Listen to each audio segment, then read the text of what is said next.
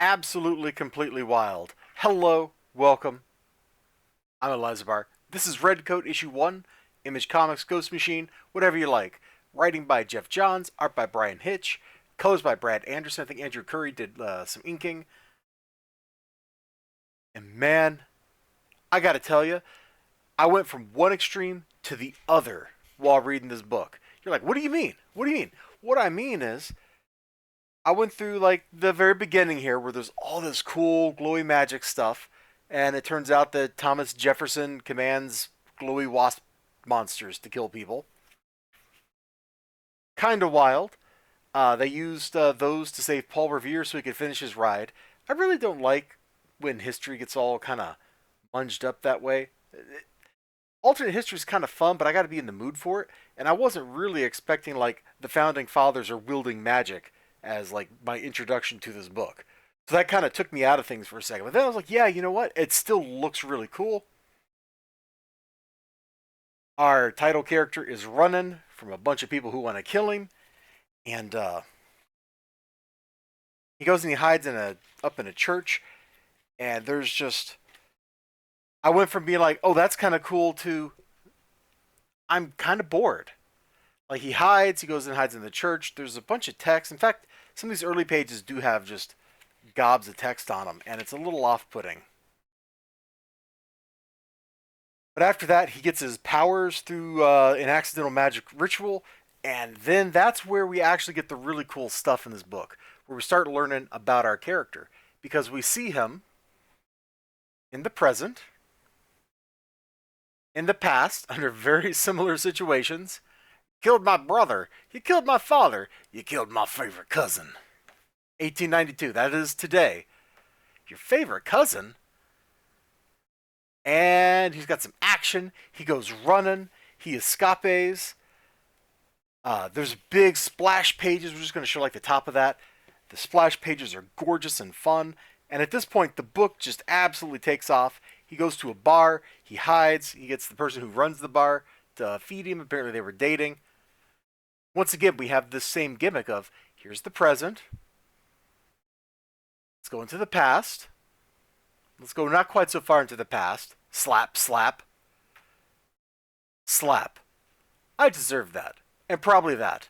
This too. At this point of the book, I'm like, okay, I'm liking this. Because there's like some serious actiony stuff going on, but there's also some little levity because of this guy's like immortality, his multiple lives. Like they can riff on that stuff. Have a fun time with it. Have a fun time with him. Get some great action going. It's kind of like a lot of 80s action movies where there's like some very serious stuff going on, and then there's something funny to kind of balance it out. It doesn't go as far as like Joss Whedon. Like, just go look at any superhero movie made after the Avengers. They have completely lost their punch.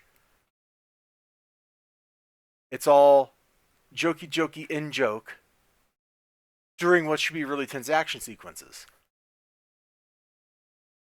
And that's kind of fun, but it's definitely been overdone. This is going back earlier than that, at least in this issue, to much more of a classic kind of approach of we got like some very serious stuff going on. Great action. He's not really joking in the action so much. There's some kind of like sarcastic thoughts, that he's having, but it's really kind of just getting his personality across and getting information about the character across. Because he gets shot, he gets back up. I get knocked down and I get up again. You're never gonna keep him down. Like that's the whole idea of the character. So he has some great action sequences, great introduction to the character. It's fun. There's a couple pages in there that were kind of rough, and I almost stopped reading the book, but I'm glad I didn't because I got to a lot of really fun stuff right after that. We went, and then we were right back up, baby. Good stuff. I'm very surprised because when the Redcoat character was introduced in one of those anthology books they did, was it like 2 years ago? Did not really hit a chord with me. Not at all.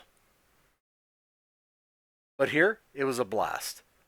Those are the first of those Ghost Machine books. I got Rook Exodus and Geiger here. I'm going to try to read those this weekend. And maybe we'll get to talk about them then.